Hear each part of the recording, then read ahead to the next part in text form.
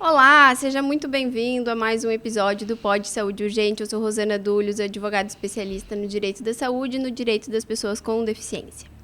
Hoje a gente vai conversar com duas mães atípicas que fazem um trabalho muito bacana numa associação da cidade de Tapes. Então, eu vou conversar com a Maria Paula Pellegrino, que é mãe da Pérola, presidente e fundadora da Associação de Familiares e Apoiadores de Autistas Tapenses. E vou conversar com a Camila Salati Restano, mãe da Maria Luísa, e que faz parte da diretoria da associação. Tudo bom, meninas? Tudo bem, doutora. Não me chama de doutora. Rosana.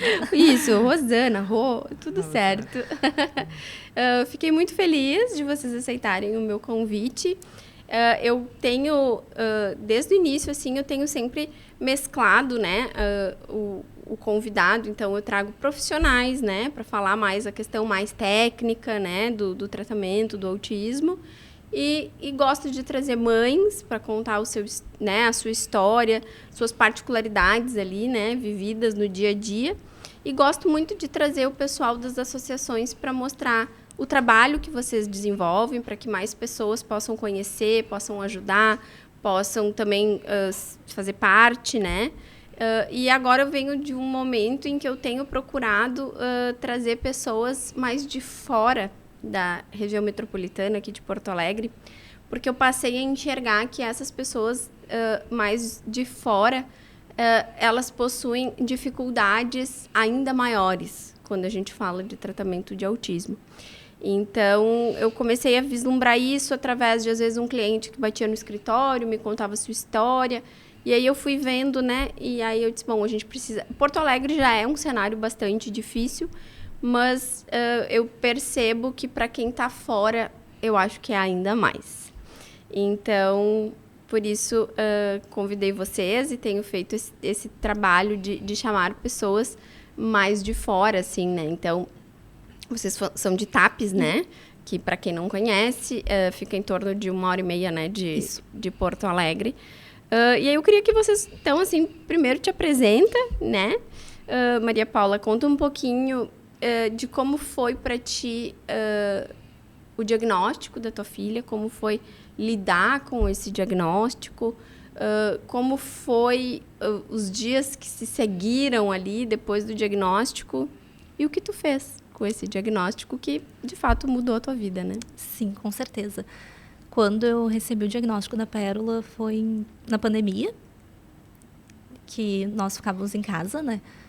Então... moramos a minha mãe, a Pérola e eu, e era pandemia, a gente em casa com ela sempre teve muitas crises, e durante aquele período ali que a gente não conseguia sair, tudo aumentou. E aí foi quando eu virei a chave e pensei, não, a Pérola tem alguma coisa, porque ela não está, né, se adaptando e tudo mais, enfim. Aí foi quando eu comecei a ir atrás, comecei a pesquisar no Instagram, né, crianças autistas e tudo mais. E eu sabia que ela tinha... eu não sabia, assim, né, se era 100% certeza que ela seria autista. Mas eu me lembro até hoje que eu fiz uma lista com 20 itens, que eu pesquisava bastante no Instagram, então eu fiz uma listinha ali com 20 itens, que eram os traços que ela tinha do autismo. E aí, a partir dali, eu marquei uma consulta. Claro, lá na pandemia, o sistema do GERCOM andava mais rápido, não é que nem agora que demora. Então, eu lembro que eu marquei uma consulta com a pediatra, levei os 20 itens. Isso ainda via sistema público, né? Sim, senhora. Aí, levei, a pediatra, de imediato, encaminhou a Pérola para a neuropediatra. E aí, deu um mês, mais ou menos, 1 mês e meio, a Pérola foi chamada aqui para Porto, né, no Conceição, onde ela se trata até hoje. E aí a doutora, no segundo atendimento com a neuro já fechou o diagnóstico da minha filha. E aí, de lá para cá, que eu vejo assim, que muitas mães, quando recebem o diagnóstico, elas enfrentam o luto. Eu não enfrentei. Pelo menos até agora, assim, eu tô sempre sorrindo, né? Então, assim, eu não cheguei a enfrentar esse luto para mim e para minha mãe, que a minha mãe é a nossa base lá em casa. foi uma libertação. Receber, né, o diagnóstico da Pérola, saber, tá, ela é autista e o que é isso? Até então eu não sabia, né, tá, o que eu vou fazer? E aí, primeira coisa, eu lembro até hoje, que aí eu matriculei ela na escola, na creche, que ela ainda nunca tinha, já tinha tentado, mas eu nunca consegui. Quantos anos ela tinha? Tinha 3 anos. Eu já tinha, né, tentado colocar ela na creche, até porque eu também estava estudando. E ela sempre tinha muitas crises, mas eu não sabia que era por conta do autismo. Enfim, dali para cá, eu consegui, matriculei ela. Aí eu conheci a FAPA, aqui em Porto Alegre, que tem a Nara, de presidente. Aí da FAPA eu conheci a Érica, do Projeto Angelina Luz. E aí, tanto a Érica como a Nara, assim, foram anjos da minha vida que me iluminaram e começaram a me mostrar, né? Tem que pedir monitor para a Pérola, tem que fazer tal coisa. Que nem quando a neuro diagnosticou ela, a primeira coisa que a neuro fez foi pedir para a gente colocar a Pérola na creche e começar a dar medicação. E eu também era muito resistente com a medicação. Eu pensava, não, né? Eu vou começar a levar na terapia e vou mandar para a creche, beleza. E aí as gurias que me ajudaram, né, para quebrar aquele rótulo ali, tanto que aí eu comecei a medicar a Pérola. Ela toma até hoje uma dosagem muito baixa, né, de risperidona, pela idade dela. E de lá para cá tudo melhorou. Aí eu também acabei trancando a faculdade, depois eu voltei. Aí foi em 2023 que as gurias começaram a me ajudar com a documentação, porque até então, a documentação para poder fundar a associação. Porque até então eu só conhecia a minha filha de autista lá em TAPS. Eu não conhecia outra criança. E é importante, né? Tu comentaste que tu conheceu a Érica, conheceu a Nara, e elas com certeza abriram muitos caminhos para ti, porque eu acho que nesse caminho ali que as mães enfrentam, né, do diagnóstico ali na frente, né? Eu acho que é exatamente esse canal de uma mãe que orienta a outra, que é o encurtador, né, de porque, de fato, se tu ficar ali sozinha... A gente não consegue. Tu fica perdido, porque é um universo muito novo, né? A Érica veio aqui, né, gravamos, acho que faz 1 mês e meio, 2, e ela até teve um recorte, assim, que tá super viralizado, assim, e ela fala... Que parece que tem que daqui a pouco até para respirar vai ter que judicializar, porque as mães começam a entrar nisso, né? Precisa do monitor, não está dando monitor, vai ter que entrar na justiça para cobrar o monitor. Precisa do tratamento, não está dando tratamento, vai ter que entrar na justiça para pedir o tratamento. E assim, é uma busca incessante, e se tu não receber uma outra mãe que te dá esse caminho, tu vai ter que ir por aqui, tu vai ter que fazer isso, tu vai ter que, assim... o caminho acaba ficando muito mais árduo, né? E aí eu acho que justamente por isso tão importante essas associações que vocês criam, porque é justamente nesse momento que essas mães vão se ajudando para conseguirem encurtar o caminho umas das outras, né? Foi assim que eu conheci a Camila, porque quando em 2023 que eu comecei a pedir ajuda para as meninas para poder fundar a associação, porque até então eu só conhecia a minha filha.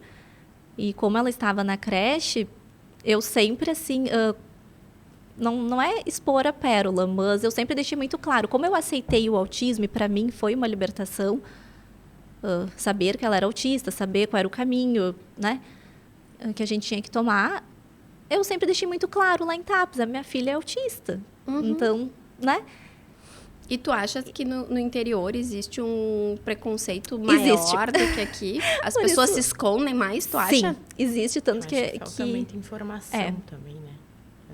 Acho que as pessoas, parece que é um bicho de 7 cabeças, assim, né? Sim. E aí falta informação, e aí isso que cansa muito a gente, às vezes, também, né? A gente, toda vez que a gente vai sair na rua, a gente tem que explicar muita coisa, por que faz isso, por que faz aquilo, né? E eu acho que as pessoas faltam isso aí, esse conhecimento, né? Esse estudo. Sim. Faltam esse acolhimento, aceitar. E a gente também faz alguns encontros com as mães, né? Da associação, até para poder acolher, né? E conversar, e colocar várias questões, ajudar, né? O psicológico, o emocional. É que nem a gente sempre conversa, Rosana, que ali na associação a gente trabalha, assim, de segunda a segunda. E é 24 horas por dia, porque hoje nós temos mais de 100 famílias, né, que a gente consegue atender ali. É bem complexo. E olha que bacana, porque em 2023 tu só conhecia a Pérola. A minha filha. E agora estamos em 25 e já são mais de 100 crianças cadastradas na associação. Sim, que a gente consegue atender. É assim, aí... Que nem hoje ainda nós não... Como é recente a associação, a gente, né, não tem tanto tempo... Nós ainda não temos uma sede, nós não recebemos ainda emendas por conta do prazo do CNPJ, mas tudo que a gente faz é voluntário. Então, assim, a gente consegue fazer palestras para as mães, a gente consegue fazer festinhas para as crianças poderem participar por conta do som, né? E até do social ali, para as crianças conseguirem ficar juntas.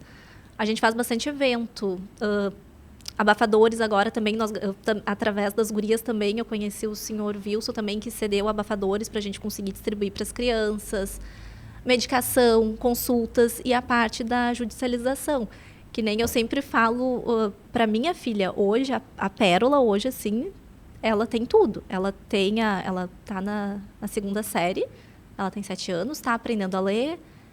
Eu sempre, desde lá da época da pandemia, em 2020, eu sempre levei ela nas terapias, mas eu levava de forma particular, né?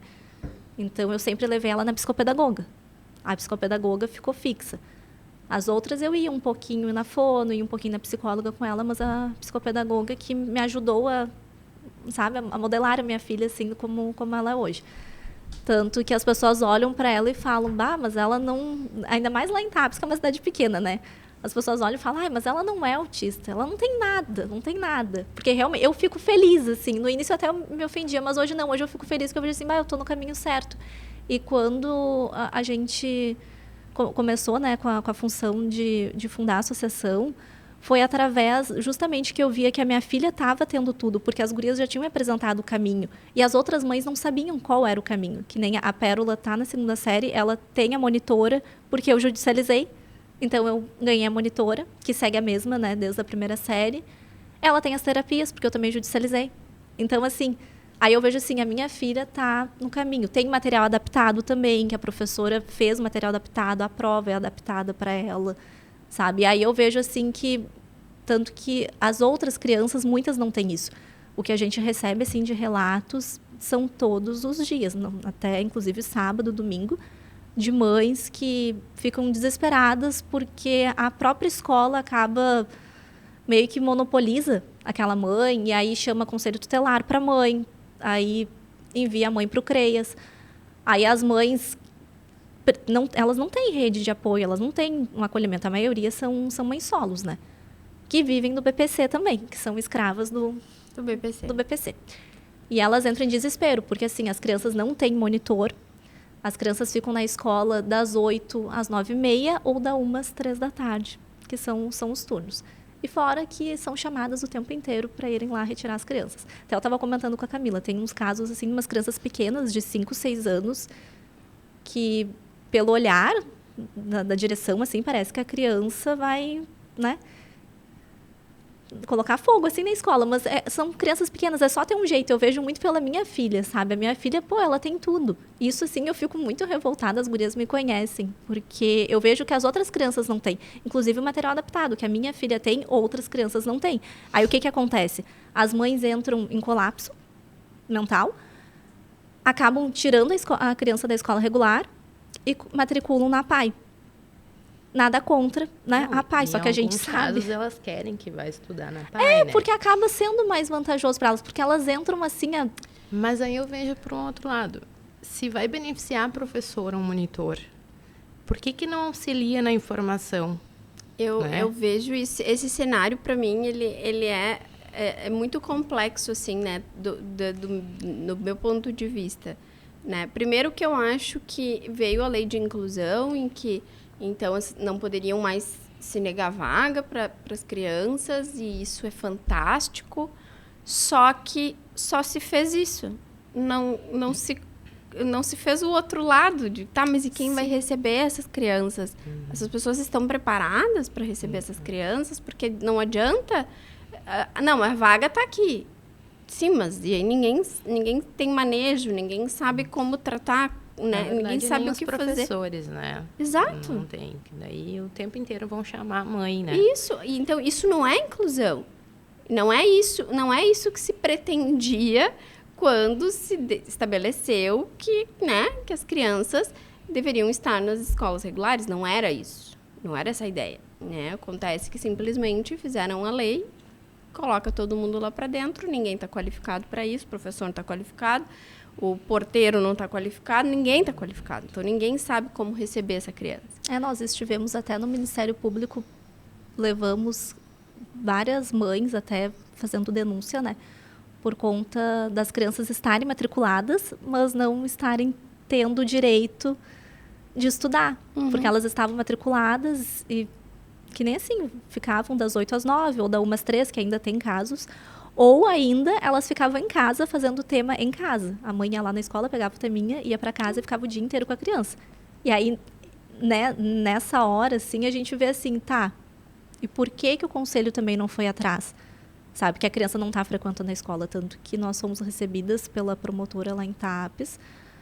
Foi muito rápido, assim, menos de uma semana, todas as crianças as mães que fizeram as denúncias, as crianças conseguiram um monitor. E já está lá direitinho o ofício com o nome do monitor, que agora vai seguir até o final do ano. É bem complicado, assim, lá em Tapes. Eu sei que né, aqui em Porto Alegre a gente vê também que falta terapia, falta inclusão. Falta muito. Mas lá falta também, muito. Assim, falta... Mas não falta pessoas com vontade ali, é o que a gente quer, sabe? Mas até, às vezes, as mães, como eu digo, de se libertar, né? De poder ir, de ter com quem deixar para poder, né, aproveitar essas oportunidades que, às vezes, a gente dá de se encontrar e tudo. E muitas não saem ainda, né? Não conseguiram sair daquele casulo. É que esse é um cenário que ele é desafiador e cada um vive, né, o seu luto e vive a sua questão da sua forma, né? Eu aqui, eu recebo mães atípicas desde que a gente começou a gravar. E é impressionante como cada mãe faz do autismo uma história completamente diferente.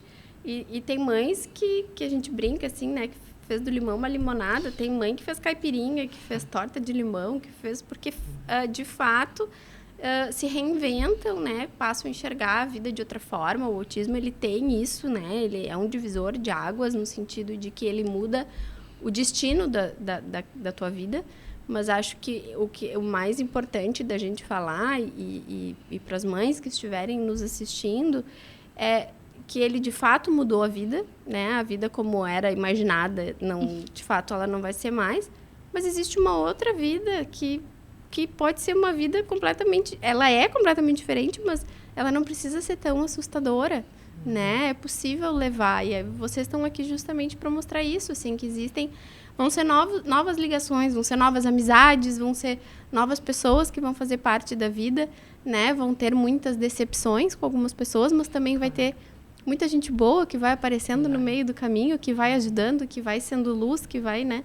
Então, acho que isso é importante que as mães que assistem saibam disso, né? Existe um acolhimento muito grande por parte das outras mães e de pessoas que vão cruzando o caminho, né? Camila, conta um pouquinho para nós, então, da tua história. Como foi o diagnóstico, então, da tua filha? Como que tu lidou com esse momento? Com que idade isso aconteceu? Eu morava em Sentinela, na cidade da frente lá, né? E ela tinha mais ou menos 2 anos. E eu via os estímulos dela, assim, diferente, né? O jeito de balançar as mãos.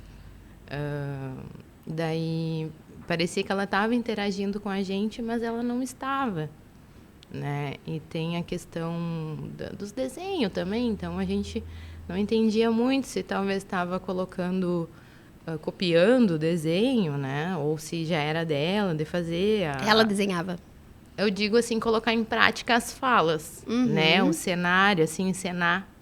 Então, essas coisas eu declarei para a pediatra, né? Relatei para ela e aí ela foi anotando tudo sempre que eu ia dizendo, né? Algumas coisas, Teve um pouco de seletividade alimentar também.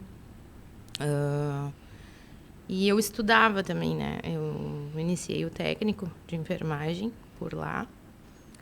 As pessoas me acolheram bastante lá, então me ajudaram muito. E o transporte também é gratuito por lá. Ela tinha, depois que ela foi encaminhada, que eu consegui, ela veio para o Presidente Vargas aqui em Tapes, aqui em Porto Alegre. E aí ela tinha as terapias lá, a gente conseguiu algumas, o município tinha já na saúde deles ali, na educação. Ela estudava no interior, depois ela começou a ir de ônibus, ela foi indo. E tinha um monitor no ônibus, depois esteve na sala de aula, tipo, essas coisas tudo eu consegui mais fácil, assim, eu não precisei, sabe, solicitar muita coisa assim. Eles foram me dando com o tempo, ali, conforme o que ela necessitava.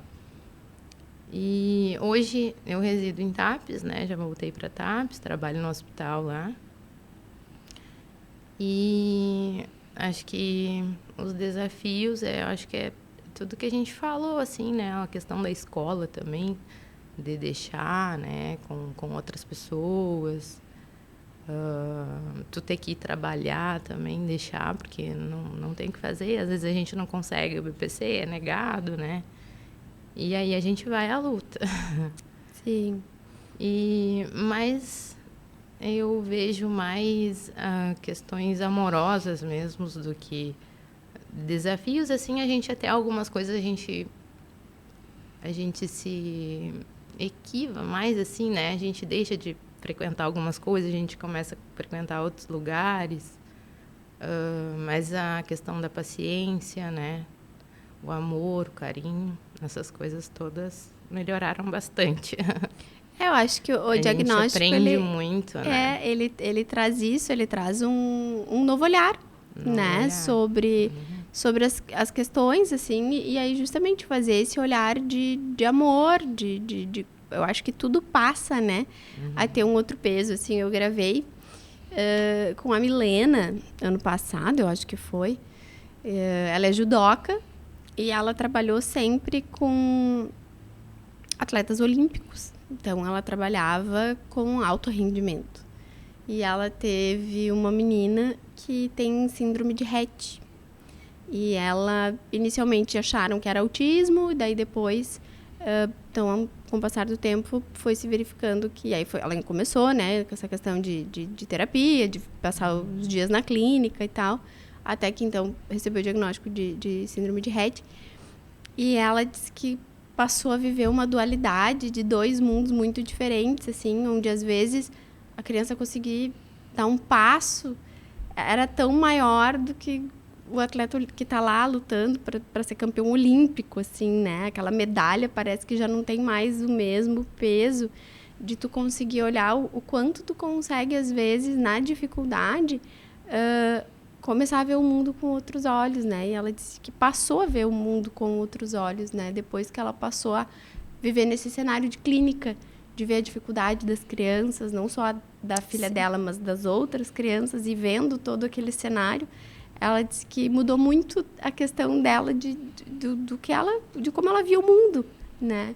E eu acho que isso é importante a gente falar, né? É óbvio que, como eu disse antes, o diagnóstico ele é um divisor de águas. A tua vida não vai mais ser como tu imaginava. Mas tem muita coisa que dá pra gente aproveitar, né? Depois disso, no sentido do olhar diferente, do amor, do quanto a tua generosidade com o próximo pode mudar, né? Depois do diagnóstico, né? A gente vê até... tem algumas professoras também que, quando elas têm contato com as crianças autistas, com as pequenas, elas relatam bastante para nós, assim, nossa, o fulaninho está me ensinando tanto, ele está me ensinando a ter paciência, né? Estou buscando agora mais conhecimento na área. Enfim, assim, é bem gratificante, porque até as mães que a gente acompanha, elas, muitas que nem eu relatei, elas são mães solos. Então, elas não têm nenhuma rede. Elas só, né? a rede tem a delas gente. acaba sendo as Agora, associações e as outras sim, mães, né? E até quando, fora das crianças que já são laudadas, né, que já tem o diagnóstico fechado, a gente também tem um grande número de crianças que ainda não fecharam o diagnóstico, mas já tem uma suspeita gritante, né? Então, essas mães às vezes ficam assim, mas eu vou fechar o diagnóstico, como é que vai ser depois? Por quê? O que eu vou fazer com o diagnóstico? Aí a gente pega, a gente senta, a gente conversa, a gente ajuda, a gente diz, né, precisa fechar o diagnóstico até para a criança ter um futuro melhor. Tanto que a associação também, agora lá em TAPS, a gente também está conseguindo fazer os pedidos da Cipiteia, que às vezes as mães também têm muito tabu, porque, por que eu vou, né, vou rotular o meu filho, vai usar um cordão, vai usar a Cipiteia, né, para quê? Tem aquelas, né, Camila, que a gente até conversou, que às vezes a gente encomenda a Cipiteia quando chega, nossa, mas eu não quero porque o meu filho não é autista. Aí acaba que a criança tem uma crise, acontece uma situação que aí as mães nos procuram, gente, né, realmente aconteceu tal coisa, muito obrigada por ter feito o pedido da Cipiteia, que aí é aquele luto que elas estão absorvendo, assim, é bem... Aí, na hora dos direitos, elas lembram de querer a Cipiteia. Aí lembro da associação também, então daí fica... É que complicado, né? um dia eu escutei, né, algo assim. Quando uma criança tem febre, tudo que se pode querer é descobrir o porquê que ela tem febre, né? Eu acho que o diagnóstico do autismo é exatamente isso. Não vai mudar aquela criança. Se aquela criança ela já é autista e ela já tem ali os sinais do autismo, receber o diagnóstico ou não, na vida prática, ali, se tu olhar da mãe, não vai mudar nada. A criança vai acordar no outro dia sendo a mesma criança que ela botou para dormir na noite anterior. É a mesma criança. Só que o diagnóstico, ele é o ponto de partida de uma mudança. É como tu saber o que causou a febre. Então, tu pode daí tratar o que causou a febre, senão aquela criança vai continuar tendo febre, né? Se tu não tratar a infecção, o que está gerando, né? E eu acho que o diagnóstico do autismo é meio isso. Então, a criança segue a mesma do dia anterior. Só que a partir daquele diagnóstico, tu consegue ter um caminho, né? Bom, então se a criança tem esses comportamentos, então eu preciso, né, desse tratamento, eu preciso seguir por esse caminho para que a gente possa evoluir, né? Até os colegas, assim, na escolinha, né, a gente vê pela Pérola, pela Maria Luísa, que as crianças, a gente também acaba fazendo contos de histórias nas escolas para as crianças entenderem, né, sobre o autismo. E aí as crianças compreendem, entendem quando, né, o coleguinha leva lá um lanchinho, porque ele não come aquilo que a escola fornece. A criança entende. Meu coleguinha é autista. Às vezes eles nem sabem muito bem, assim, mas o que... Eu vejo muito pelas amigas da Pérola, que às vezes as amiguinhas dela vão lá em casa e elas falam pra mim, mas eu também quero ser autista, mãe da Pérola. Porque a Pérola come só aquelas coisas que ela gosta. Aí eu pego e explico, mas é porque a Pérola tem seletividade. A minha filha tem muita seletividade, assim, Então, a gente passa bastante trabalho com isso. A da Camila já é mais flexível. É mais flexível. Mas eu sempre consegui trabalhar muito isso nela, né? Eu vejo, assim... E desde quando ela era pequena, eu viajava também bastante, sabe? Eu não parava só num lugar. Então, às vezes eu ia para a chácara da minha avó, eu voltava para TAPS ali na casa da minha mãe, ou na outra avó dela em Sentinela, ou às vezes eu ia General Câmara, por exemplo, na agenda dela. Então, eu circulava bastante questão do transporte, assim. Então, eu acho que ela se adaptou, tipo, eu posso usar o outro prato, o outro talher, o outro copo, né? Então, essas questões eu acho que eu trabalhei bastante, assim. E a alimentação, ela, até hoje, ela tem algumas, assim, mais em questão de frutas e verduras, são poucas, né? Ela já gostou mais de outras. Outras é mais questão cheiro, a textura. Mas comida com ela adora comida. Então, tem que pedir para parar um pouquinho, porque ela adora comer, ela adora uma comida de criança, né? Um bolo, um doce, alguma coisa assim, mais chocolate. Mas ela é de boa, assim, até nessas questões eu consigo jogar algumas coisas. Eu pego em questões que ela gosta, então eu uso, então tu não vai poder, né, usar isso aqui se tu não fizer isso. Até mesmo eu estava comentando com a Maria Paula sobre o quadro, né, o quadro da disciplina que a gente fez com mais um, menos um, então tem as frases ali sobre comportamentos. E tá indo bem, tá bem legal esse quadro, até foi meu esposo que teve a ideia de fazer, não precisei comprar, a gente fez com o quadro que a gente tinha em casa mesmo. Então, tava indo super bem, assim, tudo bem positivo, deu uns negativos, mas para conseguir as conquistas dela, a gente fez isso aí, né? Porque senão elas vão vendo, ela gosta muito do tal Carrossel na TV, ela gosta muito de cantar. E aí ela gosta da Maria Joaquina, e a Maria Joaquina às vezes tem uns comportamentos meio rebeldes, né? E aí, então, e eles colocam tudo isso em prática, né? Eles copiam muita coisa, então, com esse quadro tá dando certo. Que bom. E como que funciona, assim, que é sempre algo que me chama muito a atenção de vocês no interior, né? Então, antes tu comentaste que tu teve que vir a Porto Alegre para ela consultar no neuro. TAPES, por exemplo, não tem um neuropediatra para atender as crianças? Não. Nem na região, em Camaquã, também não tem. O lugar mais próximo que temos neuro é em Guaíba ou Charqueadas. Barra do Ribeiro também não tem. É bem complexo, assim. Uhum. E como que é a questão de intervenção, então? Porque eu sempre trago um pouco do viés jurídico, sim, porque é o meu caminho, né? E ali a gente tem, então, a criança, ela tem direito à intervenção precoce, né? Tá lá no papel escrito isso. Mas, na prática, não é o que a gente vê, né? Não, isso é uma utopia, não existe a intervenção na prática.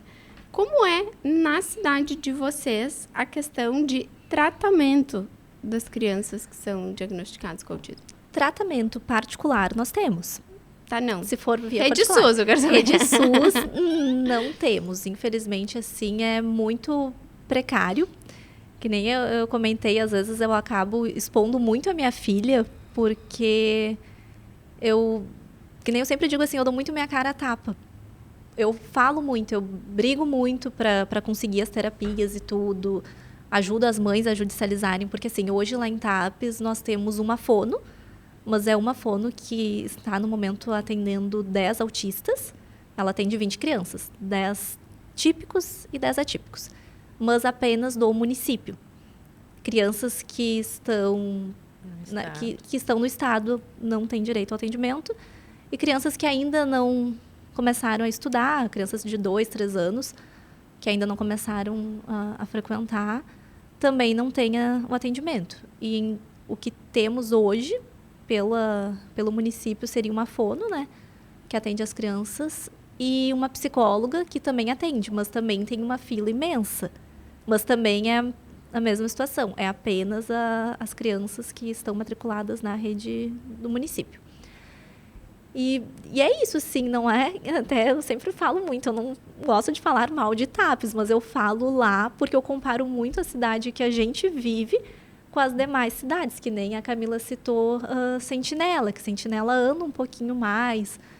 A Barra do Ribeiro também, tem as meninas lá da Barra também, que conseguiram fundar um CAS, que é o Centro de Atendimento da Saúde, né, do Teacoli, que nós também fizemos o projeto do CAS, inclusive nós somos o único projeto da região que foi enviado. Estamos na fila para ver se a gente consegue também levar o CAS lá para TAPES, né? E é bem complicado porque as mães não têm, a não ser que judicialize. Se judicializar, beleza, daí consegue. Mas claro, também... não, mas é que daí a judicialização, ela já é ela já é um outro cenário, né? Na judicialização, vai conseguir, né?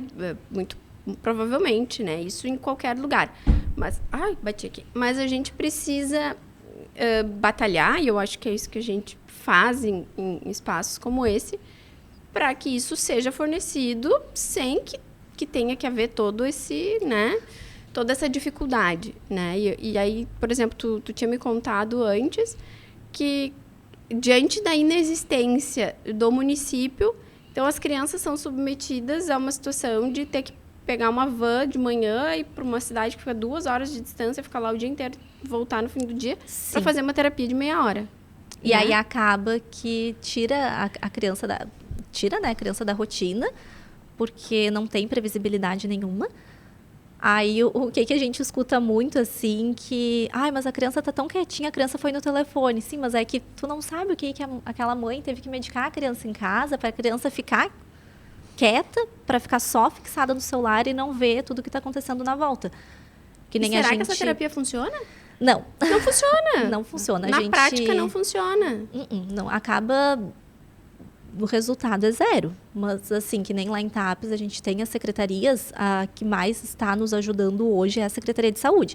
Que nem a gente não tem a neuro, mas tem o psiquiatra, que quando acontece de uma criança precisar aumentar a medicação, precisa ou trocar a medicação, o secretário está sendo bem parceiro nesse sentido, porque ele nos ajuda. Porque ao invés... Porque qual seria ali, né, pela lógica, tu teria que pegar uma fila, uma ficha, agendar, ficar esperando o psiquiatra do CAPES, e aí o secretário faz esse meio de campo e consegue com o psiquiatra da Secretaria de Saúde. Só que o que a gente enfrenta muito é a função do transporte, porque que nem assim, as mães mesmo que estão judicializando, até o juiz deferir o bloqueio judicial e a mãe conseguir a terapia, antes disso, o juiz tenta, não tem na tua cidade, então tu vai para a cidade vizinha, que é Camaquã ou Charqueadas.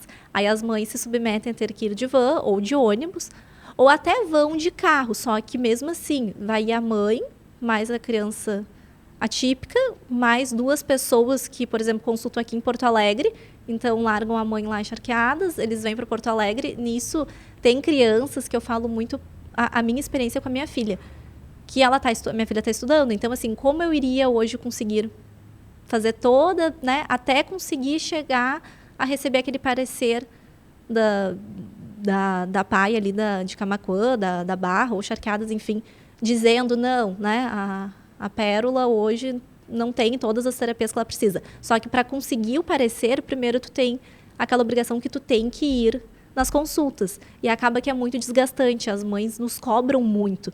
Tanto que a gente já levou essa demanda tanto para o executivo como para o legislativo também, para ver se os vereadores, né, conseguiriam nos ajudar. Até daqui a pouco, a gente não tem, né, eu sei que não tem como pegar um carro e colocar só para um carro para cada mãe, mas daqui a pouco conseguir uma verba que seja destinada para a Secretaria de Saúde para trazer essas mães com as crianças. Tem todos... Mas, na verdade, eu acho que a saída mais fácil seria ter um profissional ali para atender as crianças e não encontrar uma forma de levar elas, porque isso é... A gente não vai dar conta, né? O crescimento tá... Não, e assim, muito... a gente sabe que muitas crianças se desregulam, né? De longas distâncias. Então, tu passa 1h30, 2 horas para chegar na terapia. A criança já chega na terapia completamente desregulada.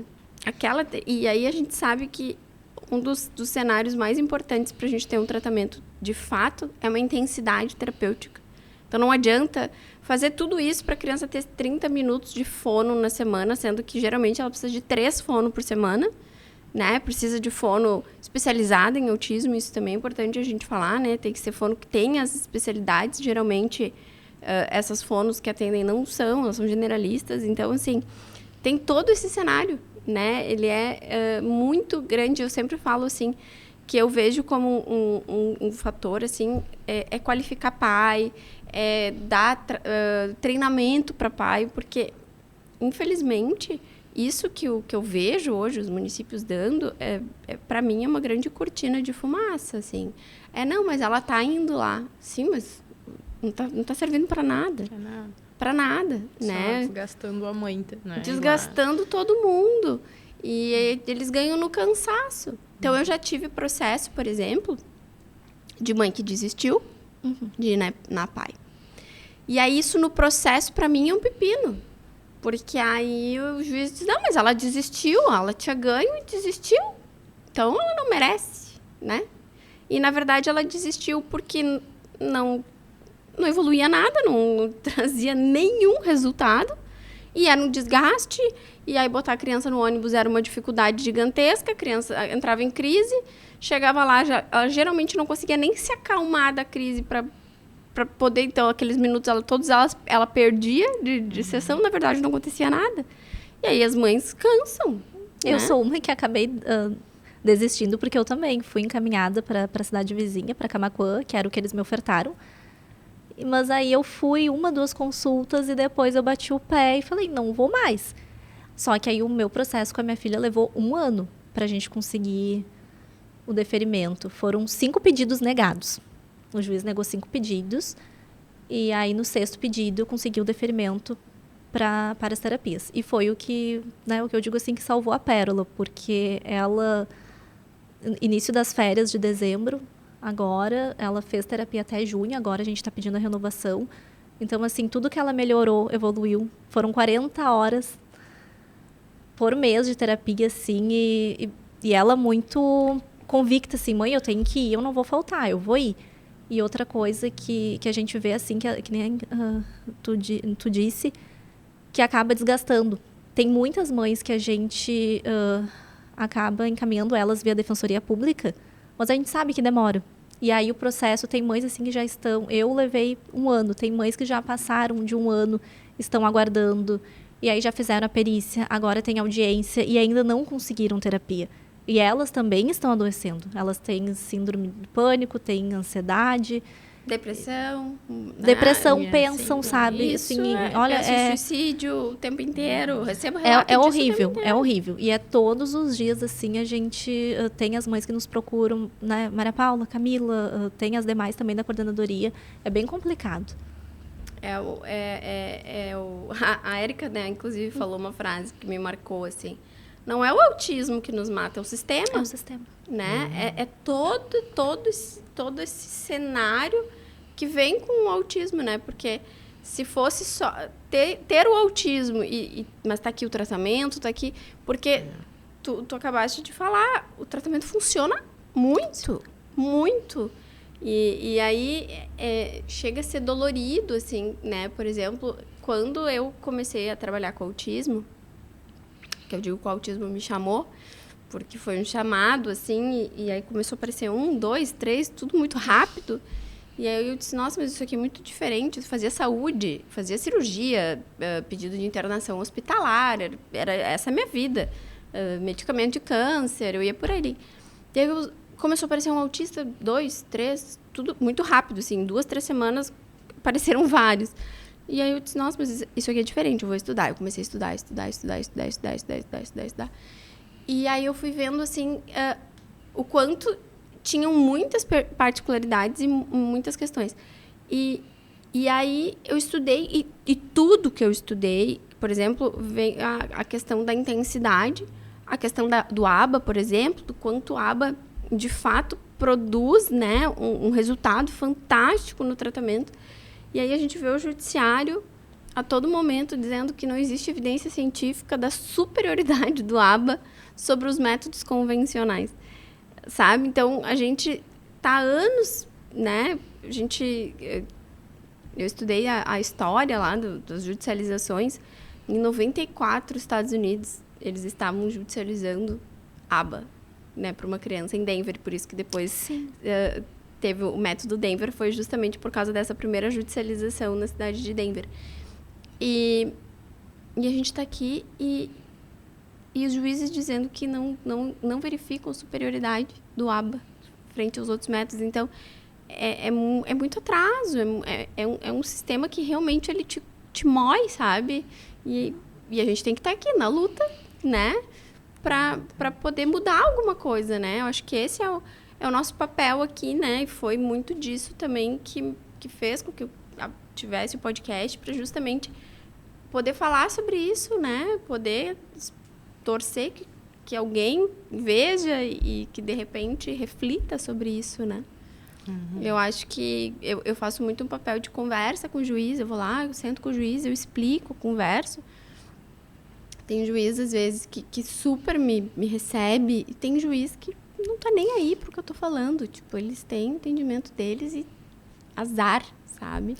Teve uns casos que a gente precisou também conversar com, mas não chegamos ao juiz lá em TAPS, mas no assessor que nos recebeu. E aí nós conversamos com ele sobre algumas mães que já estavam assim em desespero, chorando, porque é muito não. Tu tem que provar que teu filho é autista, como se a gente quisesse. A gente não queria, mas o filho é. E aí, então, é que nem tu falou.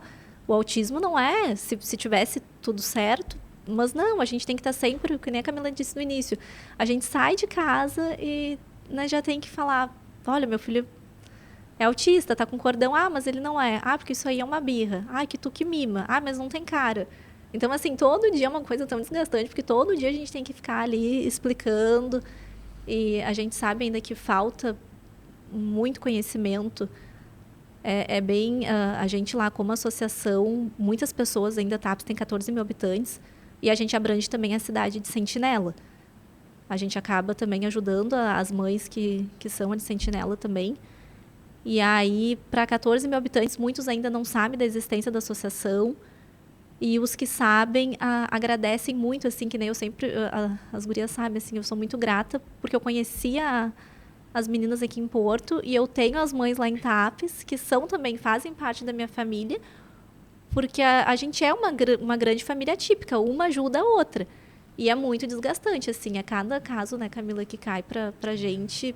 As crianças, muitas também têm deficiência intelectual e autismo. Então, assim, é bem complexo, é bem complicado. Eu mesmo no hospital, tem muitas mães que vão para lá, às vezes até estão veraneando, ou alguns estão se mudando, né? E surge aquela criança, e aí a gente já vai passando, falando da associação, e já vai indicando, né? E é mais uma que vai chegando. E muitas das vezes não tem informação, mesmo que em cidade maior, assim, também não tem noção muito, né? Do tamanho e extensão que que pode se tornar ainda. E eu queria falar também sobre o projeto do Aquatea, né, do nosso ex-vereador, professor Japur, que nos acolheu aí, comprou essa união aí com nós. E tem a natação, daí a gente está fazendo terças e quintas com os autistas, né? E o quanto que está sendo importante isso aí para eles, né? O desenvolvimento.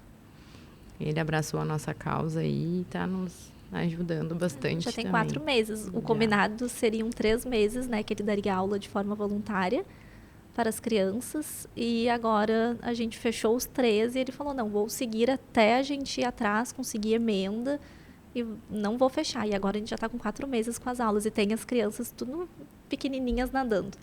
Que amor. Daí, então, vocês fazem, através da associação, Sim. o acesso à natação. É Sim. isso? Natação. E é fantástico, né, para eles, né? Até porque existe uma questão muito forte, né, do autista com a água, né?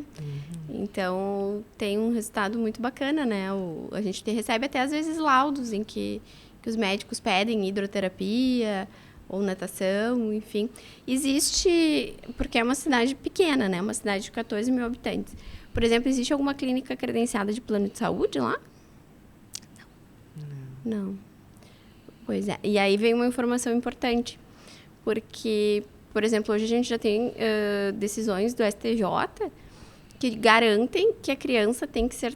A criança, por exemplo, que tem plano de saúde, ela obrigatoriamente tem que ser atendida na cidade do seu domicílio. Então, se o plano de saúde não tem uma clínica credenciada, ele tem que pagar numa clínica particular. Ele não tem que mandar para outro lugar, né? Acho que essa é uma informação importante também. É uma informação nova para nós. Ela é uma decisão... A gente já usava bastante essa fundamentação nos processos, mas agora, recentemente, a gente teve uma decisão do STJ nesse sentido, de que o tratamento via plano de saúde tem que ser realizado no município. É óbvio que também a gente está falando de judicialização, né? Eles não vão dar de boa vontade, mas é uma informação importante justamente para vocês que estão numa cidade em que não é um grande polo, né? Porque tem as suas particularidades, né? Tem os seus benefícios da cidade pequena, porque de fato existem, né? A cidade grande às vezes tem problemas gigantescos, né? A gente fala que em Porto Alegre o sistema do GERCOM, a última informação que eu recebi, que eu também nem sei se é verdadeira, mas que foi passado um dia numa comissão de direitos humanos da Câmara de Vereadores, é que tinham 2.500 crianças na fila do GERCOM. E aí? A minha pro geneticista já passou de 2 anos já também. A minha também, a minha já está há 1 ano e meio, mais ou menos, para o geneticista. E para a neuro fica em torno do que 1 ano. 1 ano também, eu acho, né? Mas 1 ano vocês estão bem. Eu fiz um trabalho social. Eu faço isso eventualmente, assim, finais de semana, às vezes eu vou em ONG. Enfim, vou levar esclarecimento. E aí eu cheguei a atender pessoas que estavam, tipo, 4 anos aguardando um neuro em Porto Alegre. Vocês ainda... Porque aguardando nova também, ali, agendamento, já vai fechar uns 2 anos também, no Presidente Vargas. E aí, como fica? Tem as mães que são chamadas, que nem a Camila, que a GERCOM chamou ela, mas né? Compensação para conseguir reagendar pelo Presidente Vargas é bem difícil. Já no Conceição, é onde a Pérola consulta, é muito rápido. São 2 ou 3 atendimentos por ano, então é bem... Tá indo assim de hospital em hospital, que é bem... Sim, complicado. aí depende do sistema interno de cada um, né? Sim. Mas é um cenário, assim, que a gente vê, assim, como assustador, assim, porque a gente sabe que é necessário, né, esse acompanhamento. É necessário essa consulta com o neuro, né? Verificar toda a questão de intervenção. E aí aí é aquilo, aí tu vai no neuro, o neuro te dá toda uma prescrição terapêutica, aquela prescrição terapêutica não acontece, também o que vai acontecer, né? Tem outra situação lá em TAPS que as mães fazem também, que como elas já têm toda a suspeita, já têm todas as testagens e estão aguardando o neuro via GERCOM, o que elas fazem? Elas vêm para Porto Alegre, no JJ, aí consultam, para a neuro conseguir fechar o diagnóstico, para então aquela mãe conseguir judicializar, porque aí tendo o laudo ela consegue. Sim. E aí vem 1 ou 2 vezes, fecha o diagnóstico, sai com o laudo na mão, só que também assim não cria um vínculo para a criança, que nem entra a parte da medicação, daí a neuro, né, receita ali o remédio e acaba que a criança não volta. Aí que nós entramos, que aí a gente acaba fazendo meio de campo ali para conseguir os agendamentos de forma mais rápida com o psiquiatra. Mas mesmo assim, tem crianças lá em TAPS que estão, que nem é o caso da filha da Camila, outras também que são do Presidente Vargas, que é bem complicado, que elas não estão tendo atendimento. É muito triste, é um cenário realmente muito triste, assim. E o mais triste, na minha opinião, é que a gente não enxerga nenhum movimento de que isso vai melhorar, né? Porque se fosse assim, estamos diante aqui de um cenário muito complicado, mas estamos fazendo isso para que isso melhore, dentro de 1 ano a gente vai ter não existe essa expectativa, uma perspectiva positiva diante de alguma coisa, assim. E eu acho que isso é o mais grave, né? Porque não existe esse olhar. Eu não sou contra o SUS, não acho que o SUS é um horror. Acho que tem coisas que funcionam no SUS, mas definitivamente o autismo não é uma delas. Assim, que nem a gente brinca, às vezes a gente conversa e tudo, que a gente lê muito, né, que o autismo é só para ricos. E às vezes não deixa de ser, porque quando tu não tem condições, tu passa muito trabalho. Então, assim, se tu não vai judicializar, tu vai correr particular e tudo mais. Mas quando tu não tem condições, as famílias não têm, a maioria mães solos que não tem. E muitas também não recebem o BPC. Tem muitas crianças que a gente encaminha, tem assim, encaminhei agora por último 5 mães, são mães solos, vulneráveis, baixa renda, e foi negado. Passaram na perícia, passaram na avaliação social, e quando sobe para o INSS, é negado. Então, assim, elas acabam... E aí eu sei, assim, me dói, porque eu vejo assim, poxa, eu sei que aquela ali realmente, precisa. E é negado. Isso que tu falou, assim, o autismo é para os ricos. Sim, mas qual é o percentual da população que consegue pagar um tratamento de 20 mil reais por mês? É muito rico. Tipo, pessoal muito rico para pagar um tratamento desse valor, né? Então, é uma situação, assim, que a gente vai ter que discutir ainda aqui por muito tempo para a gente tentar enxergar e como tu falaste da questão do BPC, né? E parece que o BPC é a salvação da vida, né? E é um valor muito baixo, né? É um valor muito baixo. Imaginar esse valor já é baixo para qualquer pessoa. Aí tu imaginar para uma criança que ainda demanda a quantidade de coisa, né? Medicação, fralda, questão de terapia, de ter um tratamento, e daqui a pouco, então, vou pagar um particular. Não é nada, né? Então, é só... Claro, ajuda, né? Muito óbvio, né? Melhor ter do que não ter, mas é um cenário muito triste que a gente realmente não vislumbra. Fora isso, né? A negativa do INSS é absurda, né? Absurda. Mas a gente vai seguir aqui falando e torcendo que alguma coisa diferente a gente possa dia fazer. Melhore. Mas a gente está botando um tijolinho, sabe? A gente está construindo alguma coisa. Algum tijolinho a gente está colocando e quem sabe lá na frente a gente olha para trás e vai ver que a gente conseguiu. O nosso maior sonho lá em CAPES é ter um centro, né, Camila? Tanto que a gente montou o projeto, enviamos, nós estivemos aqui no CAF, as gurias falaram que o projeto foi aprovado, agora a próxima luta é a gente conseguir montar um espaço para fazer fotos, para eles irem lá conhecer, para, se possível, sermos premiados e termos nosso centro lá em CAPES, que é o que a gente está lutando bastante. A gente sabe também que não vai ter e vai ser resolver, né, do dia para a noite. Mas se a gente conseguir, pelo menos, já vai ser uma vitória. Com certeza. São as vitórias, as pequenas vitórias que ao longo do tempo vão se transformando em algo bacana, né? Meninas, a gente está chegando, então, no final aqui do nosso tempo. Eu sempre finalizo os episódios fazendo uma pergunta. Então, eu quero que cada uma me responda do seu jeito e com o que sentir no coração, né? Porque eu acho que esse é um momento de deixar muito o que o coração fala mesmo, né? Com toda certeza é algo que vocês vivem na realidade de vocês dia a dia, né? Então não vai ser nenhuma dificuldade. Maria Paula, se tu estivesse agora diante de uma família que acabou de receber o diagnóstico, o que tu diz para ela? Se eu estivesse agora, a primeira coisa eu iria dizer que aceite o filho, aceite o diagnóstico e, né, eu realmente, assim, é coisas que acontecem. Daria um abraço e iria dizer, não, eu vou te ajudar e vamos para a luta, vamos atrás, vamos conseguir. Não é fácil, é muito difícil, mas aceitar o diagnóstico do filho é o primeiro passo, porque, que nem foi para mim, é uma libertação. Primeira coisa, aceite. Não crie aquele rótulo que meu filho não é autista, não. Aceite o autismo e a vida que segue. É uma vida nova, né? O que tu viveu até ali foi construído, mas a partir do diagnóstico tu vai construir uma vida nova em cima do autismo. E para aceitar, sabe? Não negar aquilo ali, não deixar para aceitar quando o filho tiver 15, 16, 17, 18 anos.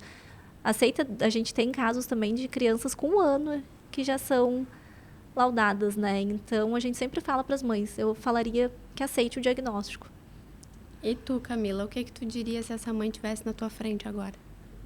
Eu diria que aceite também, que não tenha medo e que forme uma equipe, né? Com a família inteira. E que ele é uma criança igual às outras, né? A gente vai adaptar muita coisa, mas eles têm que ser trabalhados também. E, né, porque não é só as terapias em casa, também a gente tem que fazer a nossa parte. Mas acho que é isso, e gratidão, né? Muita gratidão. Com certeza. Então tá, obrigada pela disponibilidade de vocês estarem aqui contando. Eu que agradeço. Essa realidade diferente aí que vocês vivem daquilo que a gente está acostumado a ouvir aqui. Parabéns pelo trabalho que vocês desenvolvem. Obrigada. E que... Camila tá emocionada. E que vocês sigam aí e que a associação de vocês aí cresça muito e que consiga ajudar muitas pessoas. Muito obrigada pela oportunidade, também pelo acolhimento com a gente. Imagina. Obrigada, Maria Paula, também. Muito obrigada. Então tá. Gente, esse foi mais um episódio do Pode Saúde Urgente. Se você gostou, curta, compartilha com alguém que você acha que pode se interessar, aproveita e te inscreve no canal, porque aí você vai sempre ser avisado diante de cada episódio novo que vier ao ar. Tá bem? Então tá, até mais, até o próximo. Tchau, tchau.